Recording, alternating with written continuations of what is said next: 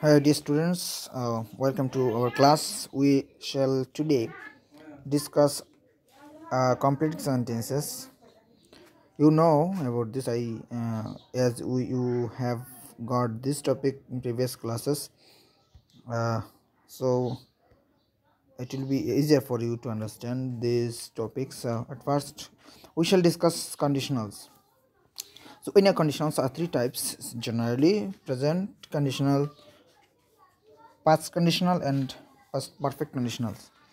So present conditional কি বলছে? Present conditional হচ্ছে ইফ যুক্ত যে ক্লজ দুটি থাকে, ইফ যুক্ত ক্লজ, এটা যদি প্রেজেন্ট টেন্সে হয় তাহলে পরের যে ক্লজটি হবে সেটা প্রেজেন্ট মডেল হবে, মডেলটা প্রেজেন্ট হবে, প্রেজেন্ট কন্ডিশনাল। এখানে উদাহরণটা আমরা দেখছি, if you come I shall go. If you come এটা হচ্ছে present tense, I shall go এটা ফিউচার মডেল, প্রেজেন্ট মডেলে হয়েছে, যে কোনো মডেল প্রেজেন্ট মডেল বসানো যাবে। If he comes I shall go, যদি সে আসে আমি যাব।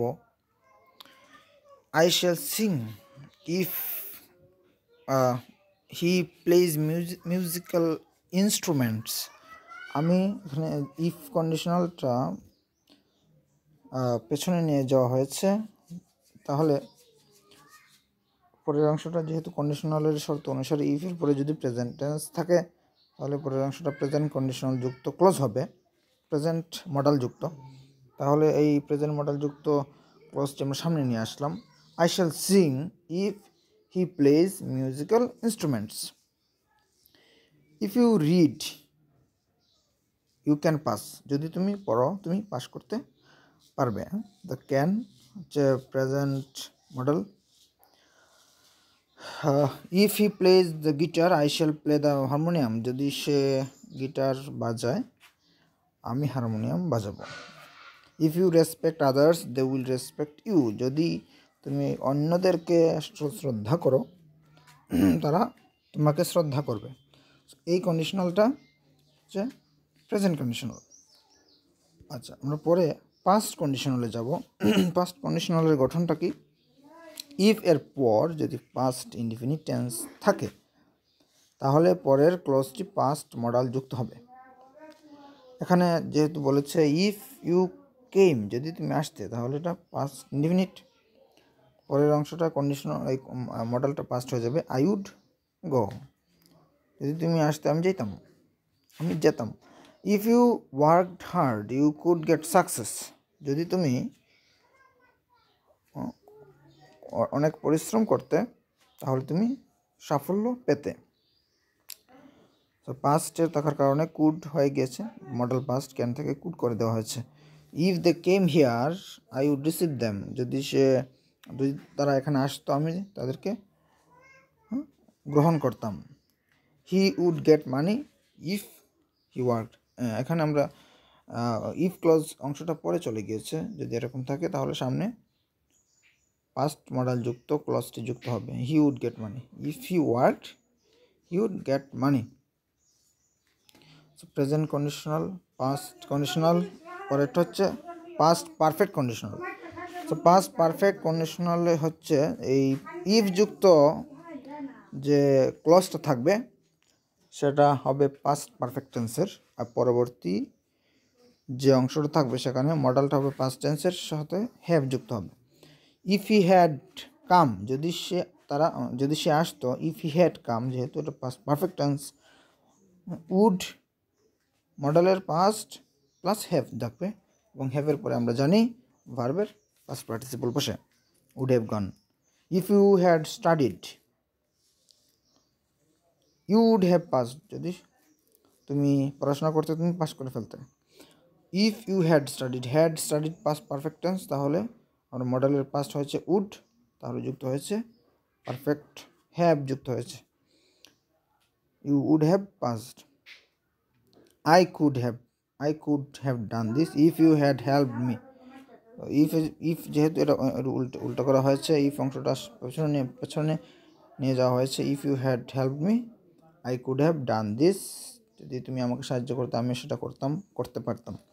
হ্যাড হি ইনভাইটেড মি, এখানে একটা গঠন আছে ইফ ছাড়াও যদি হ্যাড প্রথমে থাকে তারপরে যদি সাবজেক্ট থাকে সেটাও কন্ডিশনাল হিসেবে কাজ করে। ইফ ছাড়াও সেটা একই অর্থ প্রদান করে। হ্যাড হি ইনভাইটেড মি, যদি সে আমাকে ইনভাইট করতো, যেহেতু হ্যাড যুক্ত তাহলে পাস্ট পারফেক্ট টেন্স, তাহলে আমরা সেটাকে পাস্ট মডেল প্লাস হ্যাভ যুক্ত করব। I would have gone there. Had he invited me, I would have gone there. So dear students, these three conditionals actually are available, though there are some exceptions with scientific zero conditionals, but you have to follow these conditionals: present, past and past perfect conditionals. You practice this and you can get easily the solutions from your intuition. Okay, the next rule is subject. এই স্ট্রাকচারটা কী দাঁড়াচ্ছে? He is too weak to walk. প্রথম অংশটা আমরা দেখি সে খুবই দুর্বল। যদি এরকম স্ট্রাকচার থাকে, সো সাবজেক্ট ওপর too plus adjective plus to plus main verb থাকে, তাহলে এটা অর্থটা দাঁড়াবে পরের টু যুক্ত ভার্বটা নেগেটিভ অর্থ ধারণ করে। হি ইজ টু উইক, সে এতই দুর্বল, টু ওয়াক হাঁটতে পারে না। এখানে না শব্দ যদিও নেই, কিন্তু এটার যেহেতু টু প্লাস টু এই দুটি ওয়ার্ড একসাথে যুক্ত হয়েছে, এর জন্য এটার অর্থ নাবোধক হয়ে যায়। He is too weak to walk, সে এতই দুর্বল যে হাঁটতে পারে না।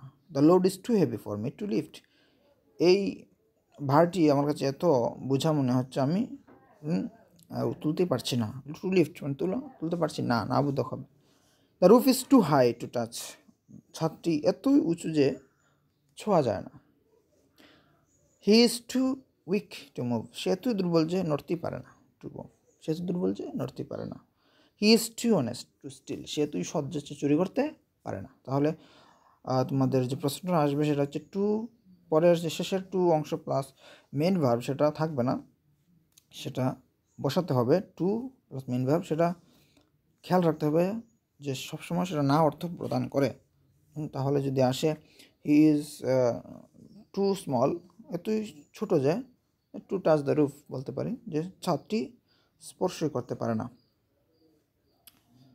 আমরা পরের এটাতে যাব। আগের যে বাক্যটি ছিল সেটারই কমপ্লেক্স ফরম্যাটে করা হয়েছে।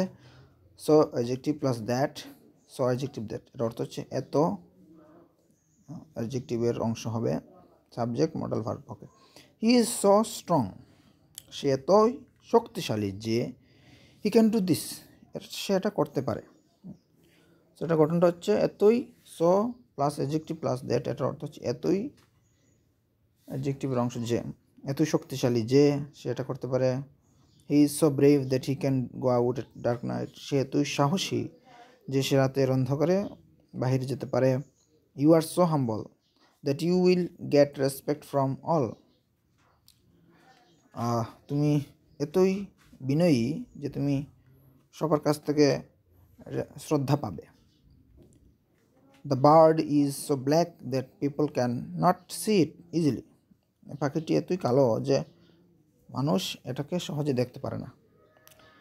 আচ্ছা, তো এখানে যে টেন্সের ব্যাপারটা সেটা যদি প্রথম ক্লজের প্রেজেন্ট টেন্সে থাকে তার পরেরটা মডেলের প্রেজেন্ট ফর্ম হবে, আর যদি প্রেজেন্ট পাস্ট থাকে ওই প্রথম ক্লজের অংশটি, তাহলে পরেরটি মডেলের পাস্ট ফরম্যাট হয়ে যাবে। এই বিষয়টি খেয়াল রাখতে হবে।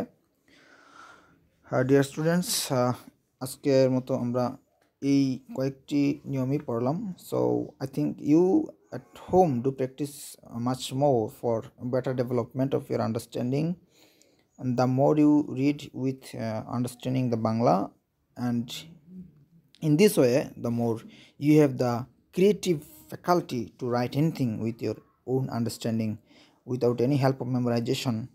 So the students, stay happy and try hard for development. Thank you so much for your patience for studies.